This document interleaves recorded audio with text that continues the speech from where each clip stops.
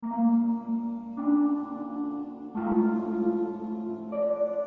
have talked before about the derivative life and how people in the US and a lot of places around the world treat what's going on around them as a reality show. We have Dr. Phil McGraw. Where's Dr. Phil? Oh, you are so big. Rather than something in which they're really a participant or to which they bring their own irreplaceable value. I don't know why the Pentagon hasn't gotten back to you on this yet, but we hope they sure do soon. So do I. Even as I was getting ready for this episode, I saw an article in Technology Review about Bryan Johnson. The tech entrepreneur who sold Venmo for $800 million has spent a fortune on a quest to stay young forever. You might recall that Johnson is the investor who uses a highly regimented workout routine and diet, as well as his son's blood and doctor interventions in an attempt to live forever. This is cold air, which is like an anesthesia when we do things on the face that are very painful. This is electromagnetic therapy to basically do 20,000 sit-ups in 30 minutes. That's red light therapy. And then in the closet over there, we have all the supplies to do blood draw, blood spinach, a whole bunch of other therapies. The story I saw today, he was talking about how he wants to found a new religion that worships the body. Don't Die is a religion, it's politics, it's economics, it's social, it's moral, it's all things. He talked about wanting to decentralize this religion that he would build. You're in your own hell, you don't realize it. Yet, nonetheless, compared his process to those of Jesus and Muhammad. It's very practical and reasonable to say, when a society is achieving this level of technological advance, what ideology is given birth? Like, what is the major religion that happens right now? So for once this week, I'm going to focus less, not entirely avoid, but focus less on Trump.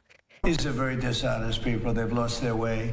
They've lost their confidence. They have no confidence. Then on this phenomenon that predates him and happens across the board.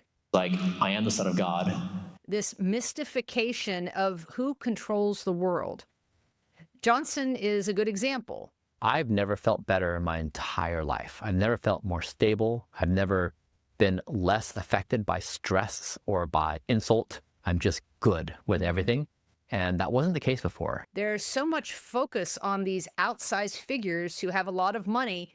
It's easy to forget how the world actually works. Not capitalism, not democracy, not Islam, not Christianity, not wokeism, not anything. There's nothing that addresses the moment.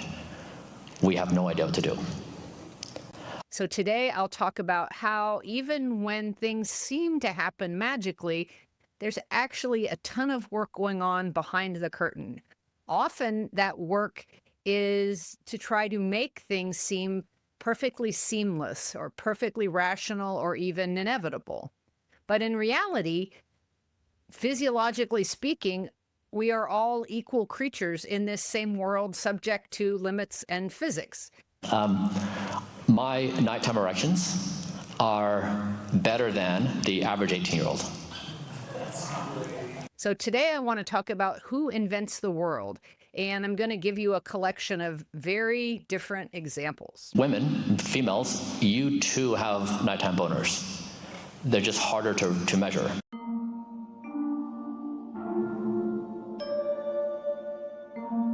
This might seem odd at first, but bear with me.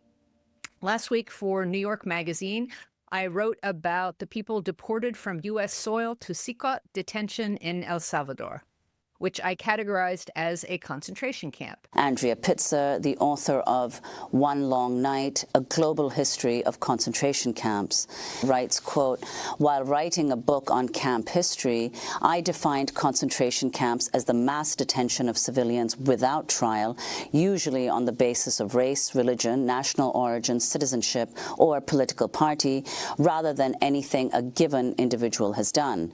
I discussed how Bukele, A man who's called himself the world's coolest dictator, has positioned himself as a dictatorial savior of the country, the only one capable of stopping the staggering crime levels in the country, and the one responsible for the significant drop in recent years in these levels.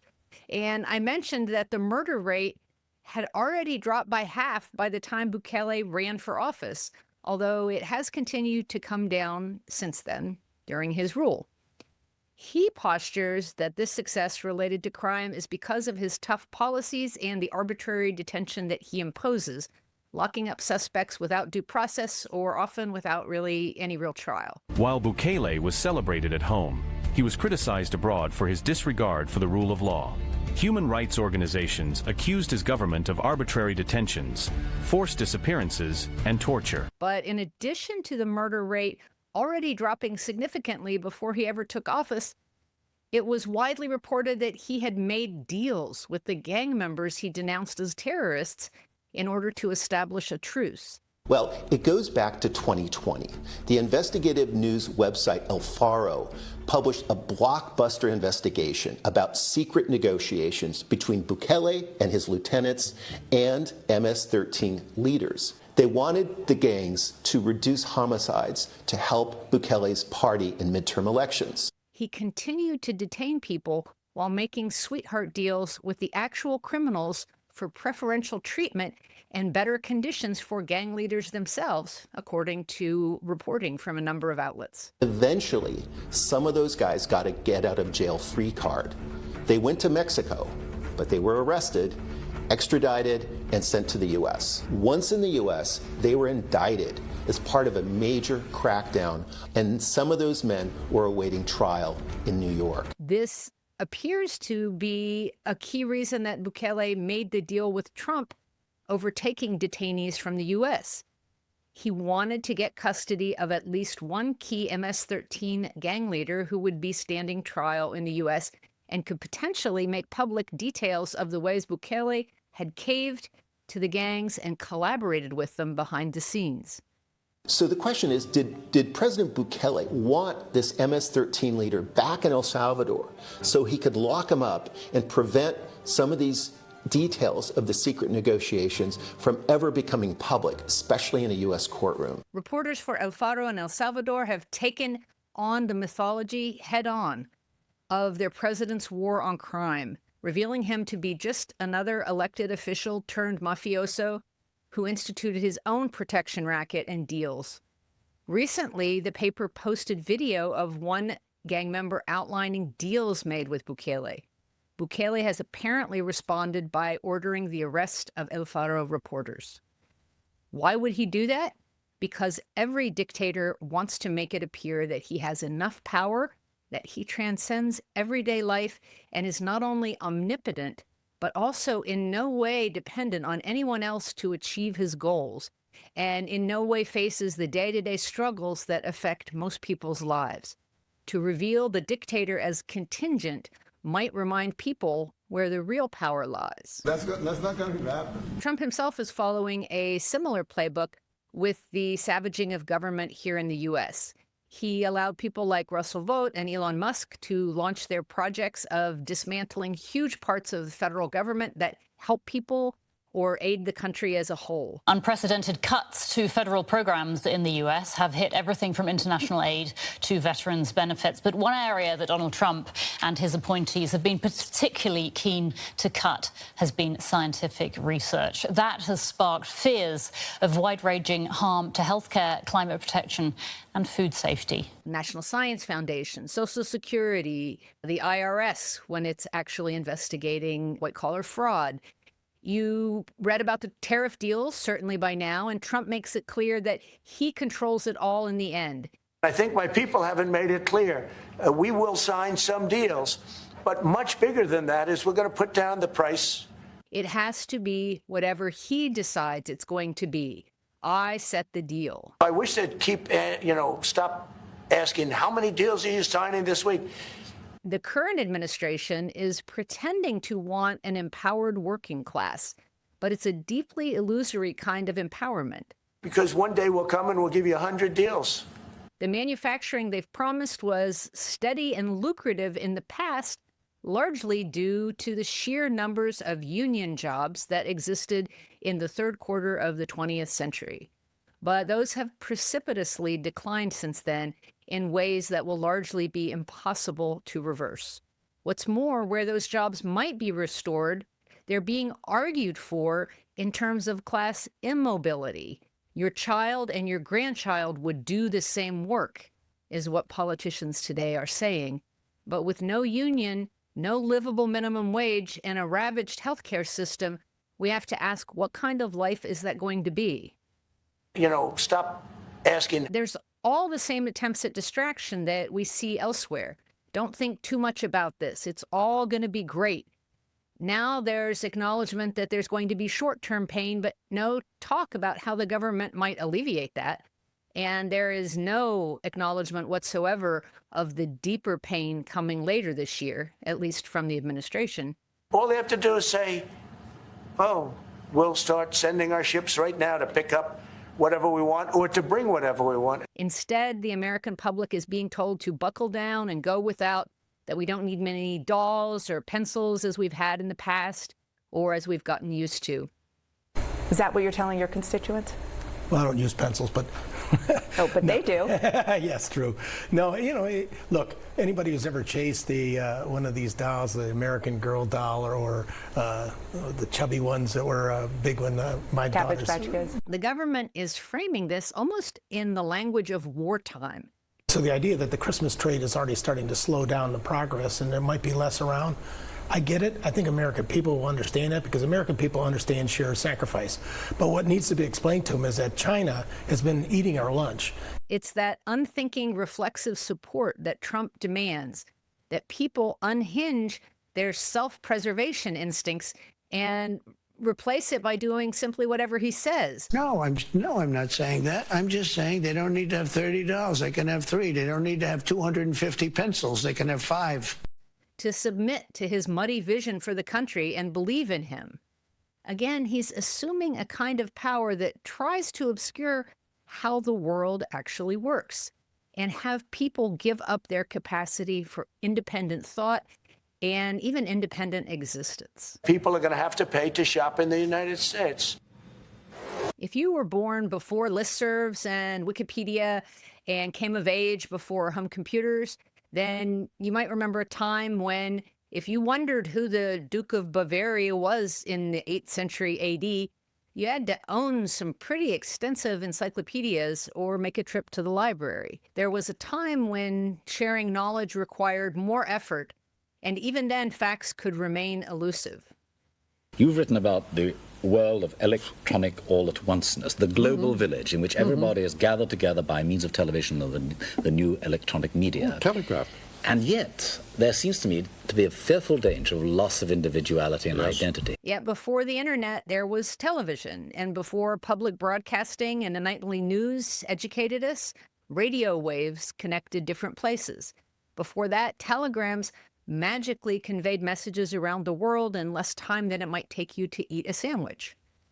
So there were always inventions that seemed like magic, ones that brought both harm and benefits. And what I want to say today is then in each case that magic was dependent on humans. I'm interested in that. It happened because of humans and could contain no more than humans put into it. Partly, I mean that as a statement of solidarity, as an acknowledgement of workers. But I also mean it literally. Those radio waves relied on transmitters to send and receive them. Somebody had to build those transmitters. The innovation of telegraphs required laying tens of thousands of miles of undersea cables. They required people to send and interpret messages in turn.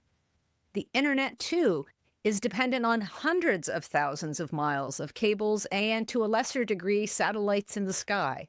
These networks are not self-sustaining, but require repair and replacement through human intervention.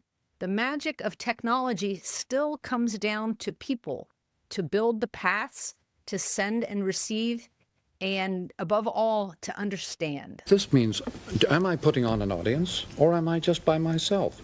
And so when you are putting on a public, then you have a totally different image of yourself than when you are all alone.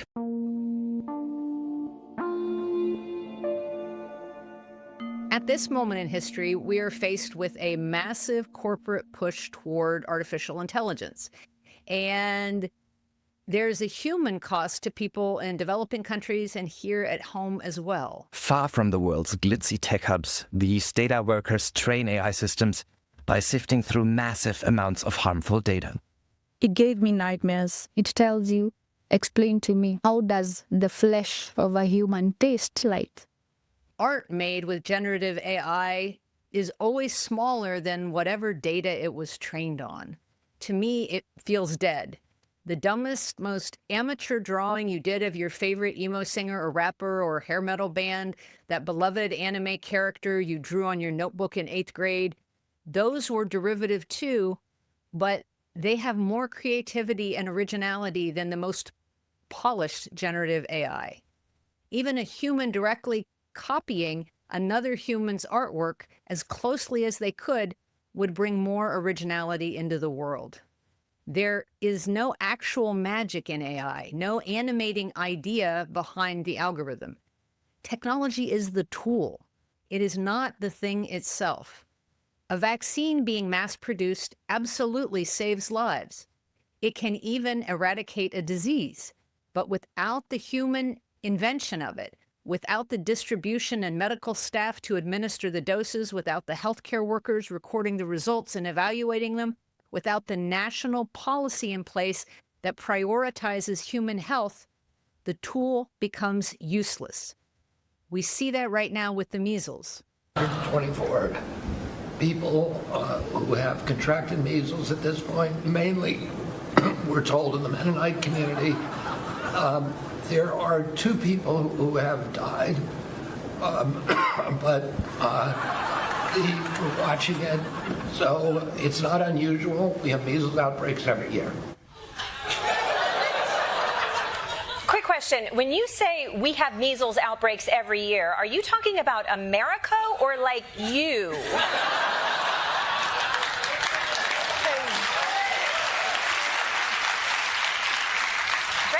It sounds like you might take out that whole room, and that would be terrible, I want to say. The tool itself is not sufficient. There are no hero rulers, there are no hero technologies to whom we must submit. There is no all-powerful algorithm that we should let determine how to eat and how to live. To think these things exist is just wishing for the Wizard of Oz to continue to pretend to be what we thought he was, even after he's been revealed. I've sat with President Trump with no cameras around, nobody listening, nobody watching, and I'm telling you, this is a man of deep faith, a man of deep conviction. But for a certain group of people who want nothing more than to dominate or to profit from human advances, the real work of others to make what passes for magic in the modern world goes unacknowledged. The oligarchs who are leading this charge have never had to clean up anyone's messes. They've never done care work in their lives. You know, like Elon Musk goes around like impregnating women, like, you know, the way he'd like throw some wildflower seeds in a random yard and just goes on his merry way. These people want to keep reality invisible to preserve their own power and position. Their erasure of humanity in the name of saving it is just another extension of the concentration camp tendency that I talked about in last week's episode. With technology that exists today, anybody can fake making something new. What I'm proposing is the next major ideology of the world. Anybody can pretend to have done things that they didn't. Like my thymus, which is this gland behind my sternum, which runs my immune system, really important organ. We rejuvenated it by 7 years. I'm not going to say that AI has no uses, particularly in medical technology or in computing, but when it comes to creating an idea that hasn't existed before, generative AI can't do it. When it comes to expressing yourself, only you can live and invent your own life, obstacles and all. Yet there's a sizable percentage of the population that wants to be told what to do, that wants to be assigned a meaning. This group tends to embrace authoritarianism, and in my opinion, seems overrepresented in the tech sector. I would count Bryan Johnson, the guy who is trying to live forever, who wants to make a religion out of submitting to AI in ways that preserve our bodies. Now, whether you're bullish on AI or bearish on AI doesn't really matter. Over some time duration, AI is improving at a speed that is unfathomable to our minds. it will be better at us than in everything. So the question is, as a species, what do we do when we give birth to AI? With more money than he seems to know how to use and access to the best medical care and advice, he is unsatisfied. He wants to, quote, elevate the body to a position of authority, but paradoxically, this means doing what AI says to do. Don't kill the planet and align AI with don't die. There is no other answer in existence on what we do as a species. He said in that Technology Review article, it is really in my best interest to let it tell me what to eat, tell me when to sleep and exercise, because it would do a better job of making me happy. Instead of my mind haphazardly deciding what it wants to eat based on how it feels in the moment, the body is elevated to a position of authority. AI is going to be omnipresent and built into our everyday activities. Just like it auto-completes our texts, it will be able to auto-complete our thoughts. So let me say that the idea that a computer could give you good health advice is not news. Actual doctors have been doing similar things for years. People know what to do to be healthier and live longer, by and large. Eating fresh fruits and vegetables and exercising. This is not the roadblock to improved human health. The biggest barriers for the majority of humans are access to healthcare, access to healthy food, the ability to afford it, community environments that foster activity, leisure time to be active, workplaces and neighborhoods that don't poison us or don't damage our health in other ways. These are the things that most people need before they need an AI telling them what to do. And Johnson describes his approach as the body is God, but it is really one more suppression of the mind and the self. The AI is going to be in the position of authority, but it lacks all the consciousness, the possibility of understanding and reinvention of your actual self. I have to decide, do I eat, a brownie, and do I have a glass of wine, or maybe 3? And I have to decide, do I stay up late and watch 4 more episodes or not? I hate those. Those decisions suck. And most of the time, I make the wrong decision, and then I feel awful. So actually, I appreciate my freedom. I now no longer have to deal with those problems. Without the federal workforce, there is no government. Without actual artists, there can be no new ideas in art. Without other social changes, the crime rate will not mystically fall because a president orders it. It will definitely not fall if he takes his current approach of imprisoning more of the population per capita, as is the case in El Salvador, than any other nation on the planet. At least those are the stats from February 2025.